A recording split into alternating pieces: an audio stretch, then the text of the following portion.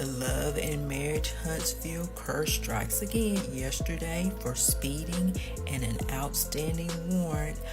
Doesn't look like he stayed in there long. Looks like he posted a $300 bond and was on the show. Carlos King, the man known for shaping some of the biggest moments in reality TV, just did something fans never imagined would happen. At 45 years old, he made the bold decision to officially remove LaTisha and Marsau from Love and Marriage, Huntsville. This wasn't just some random choice, and it definitely wasn't done for a cheap stunt. According to insiders, this decision had been simmering for years.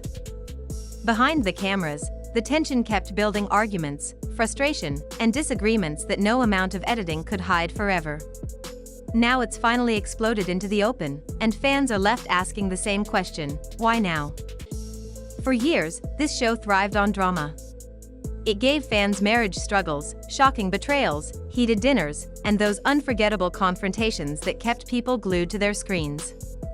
But Carlos King's latest move isn't just another storyline. It changes the DNA of the franchise itself. LaTisha and Marsau weren't just background characters, they were at the center of the storm, stirring conflict, sparking debates, and creating the kind of moments that people argued about online for weeks. So if Carlos was willing to cut them, something big must have happened. We're going to dig deep into everything: the history of the Scotts on the show, the behind-the-scenes drama fans never saw, the reasons why Carlos finally drew the line, and how this decision could reshape the entire Love and Marriage brand. And trust me, this isn't just about one couple. It's about power, business, loyalty, and the future of reality TV itself. To really understand how shocking this is, you have to go back to the beginning. Love and Marriage, Huntsville first aired in 2019. The concept was simple but powerful: three Black power couples working together to rebuild and invest in their hometown, Huntsville, Alabama, while also letting cameras follow their personal lives. It was business meets family, but with the raw, unfiltered drama that only reality TV can deliver. The Scotts, Marsau and LaTisha, were part of that original lineup. They weren't just cast members, they were central to the vision. They represented a modern-day family navigating old traditions and new opportunities. From the jump, they stood out. LaTisha was shown as the supportive but ambitious wife, juggling motherhood with her desire to step out of the shadows and create her own identity. She had that Southern charm, but you could also see her determination. Fans connected with her struggle to be more than just the wife of. Marsau, on the other hand, was the traditional husband. Stubborn, opinionated, sometimes controversial, he quickly became one of the most talked about figures on the show. His old-school views on marriage, gender roles, and family life often clashed with LaTisha's growing independence. That dynamic sparked some of the most memorable arguments in the early seasons. It wasn't just about them. Their marriage became a mirror for bigger conversations happening in Black households across America about equality, respect, independence, and the shifting roles of men and women in relationships. Love them or hate them, the Scotts were relatable. Their drama felt real. And then there were the rivalries. Their back and forth with Melody and Martell Holt created some of the juiciest moments in reality TV. Business deals gone wrong, shifting alliances, messy friendships. Marsau and LaTisha were right in the middle of it all. Whether you thought they were villains or victims, you couldn't deny they drove storylines. Outside the show, the Scotts built businesses: Black Cigar Lounge, construction projects, and more. They were proof that this wasn't just TV drama. They were hustlers, entrepreneurs, and public figures in their own right. That visibility gave them fans who saw them as an example of resilience and success. Season after season, they became harder to ignore. So how did a couple who was once so central end up being completely cut from the franchise? On screen, fans only see edited episodes, the fights, the reconciliations, the tears, and the shocking dinner table explosions. But the real story is always in the production meetings, the contracts, and the unfiltered moments when the cameras aren't rolling. That's where things between the Scotts and Carlos King started to unravel. At first, everything was smooth. Carlos gave the Scotts space to tell their story, even when it got messy. Their marriage drama boosted ratings, and their conflicts with other cast members went viral online. But the longer the show went on, the more Marsau and LaTisha started to resent how they were portrayed. LaTisha reportedly felt that editing often painted her as weak, insecure, or dependent. Marsau, meanwhile, hated that his words were cut and twisted to make him look worse than he was. They didn't want to be cast as villains, especially when they were trying to build a brand around family and respectability. As the seasons rolled on, the tension grew. Fans online dragged them constantly, and the Scotts blamed the production for fueling the negativity. Things got even more complicated when new cast members joined. The Scotts no longer felt like the center of attention. They began demanding more control over their storylines, but Carlos wasn't willing to hand over the wheel. Behind closed doors, meetings turned heated. Marsau reportedly clashed with producers over how much of their business should be exposed. LaTisha hated that rumors about their marriage cheating whispers, trust issues, and loyalty questions kept being brought up on camera. They felt betrayed by the very machine that made them famous. And then came the money. By season 4, the Scotts were allegedly demanding higher pay, arguing they carried the show. Carlos disagreed. To him, the franchise was bigger than any single couple. Sources say the Scotts even refused to film certain scenes, which caused major production headaches. For a producer like Carlos, who thrives on control and authenticity, that was the last straw. Fans started noticing subtle changes. The Scotts were featured less in promotional material. Their storylines seemed watered down compared to past seasons. Social media buzzed with theories that Carlos was phasing them out. As it turns out, that's exactly what was happening. When Carlos finally made the decision, he didn't do it quietly. Reports say he announced it in a cast meeting. The room was tense.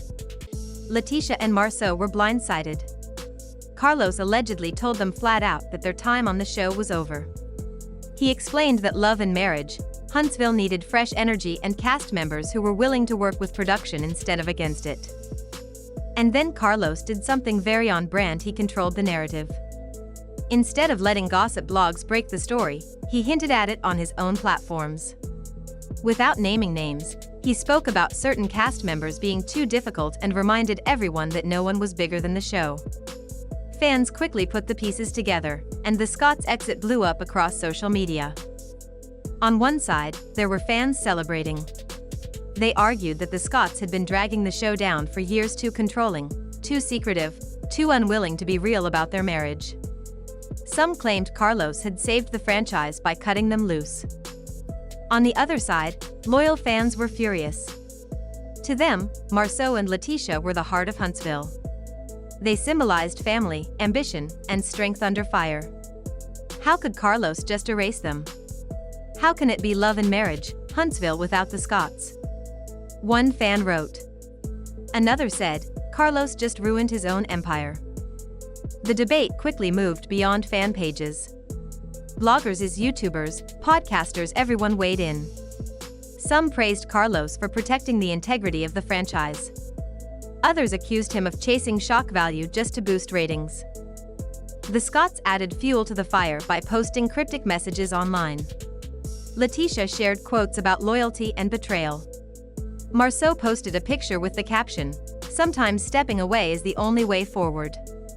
Their silence on the details only made fans speculate more. Carlos, meanwhile, doubled down. He made it clear the show was moving in a new direction and that tough decisions had to be made. This wasn't just about one couple being cut. It sent a message across the entire cast: nobody is safe. If Carlos could cut Marsau and LaTisha, who had been there since day one, he could cut anyone. Suddenly, every cast member felt vulnerable. For Melody Holt, who has clashed with the Scotts for years, the move reportedly felt like Carlos reclaiming control of the show. For others, it was a wake-up call. If you resist production or try to take over your storyline, you risk being replaced. Behind the scenes, OWN executives scrambled to manage the fallout. The Scotts had been a key part of the franchise's identity. Losing them meant reshaping storylines, reworking contracts, and figuring out how to keep fans hooked without them. And fans had one burning question: who would step in to replace them? Carlos King's decision has changed the franchise forever. Whether you believe it was a bold move or a mistake, one thing is certain: Love and Marriage, Huntsville will never be the same. The Scotts' exit marks the end of an era and the beginning of something completely new. The Scotts weren't just cast members, they were part of the identity of Love and Marriage, Huntsville. Their cigar lounge, their construction projects, even their family dinners became backdrops that gave the show texture and authenticity. Without them, producers had to scramble. How do you keep a show rooted in Huntsville's business culture if one of the most visible business couples is gone? The answer wasn't easy. OWN now faced the kind of gamble that could make or break a franchise. On one hand, controversy sells. Carlos King's bold move was headline gold. Blogs, gossip sites, and YouTubers were buzzing about it, and for a moment, the franchise was back in the spotlight. But here's the risk: headlines only get people to tune in once. Keeping them invested is a whole different game. Losing two of the original pillars meant longtime fans could walk away for good. If those loyal viewers stopped watching, no amount of new blood could save the ratings. That's where speculation about replacements came in. Who would take over the Scotts' spot? Some believed Carlos already had his eye on new power couples in Huntsville's real estate and social circles. Others whispered that he might shake the table even more, expanding the franchise outside of Huntsville, maybe to Atlanta or Birmingham, and blending new cities with the old. The idea was clear: Carlos needed couples who were bold, transparent, and ready to work with production instead of against it. But adding new faces is always tricky. They don't come with history, they don't come with loyal fan bases, and they definitely don't have the chemistry that LaTisha and Marsau built over 5 years of storylines. For some viewers, replacing them would feel forced, like trying to glue pieces of a broken puzzle back together. For others, it was the breath of fresh air. The show needed a chance to leave the messy baggage of old fights behind and rebuild with something stronger.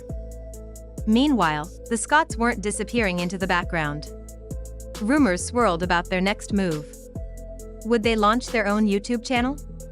Pitch a rival reality show? Sign a deal with another network and tell their story on their own terms?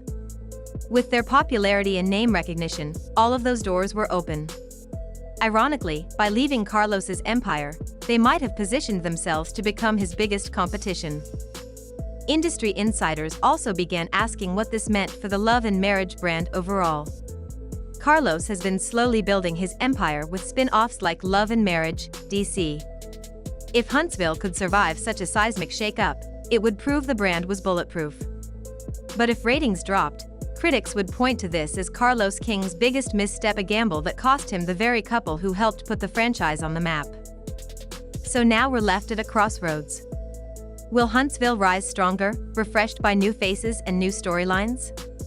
Or will it stumble without the Scotts, proving that some foundations are too important to remove? Only time will tell, but one thing's for sure: this isn't just the end of a chapter. This is the start of a whole new book in reality TV history, and every fan is watching to see how it unfolds.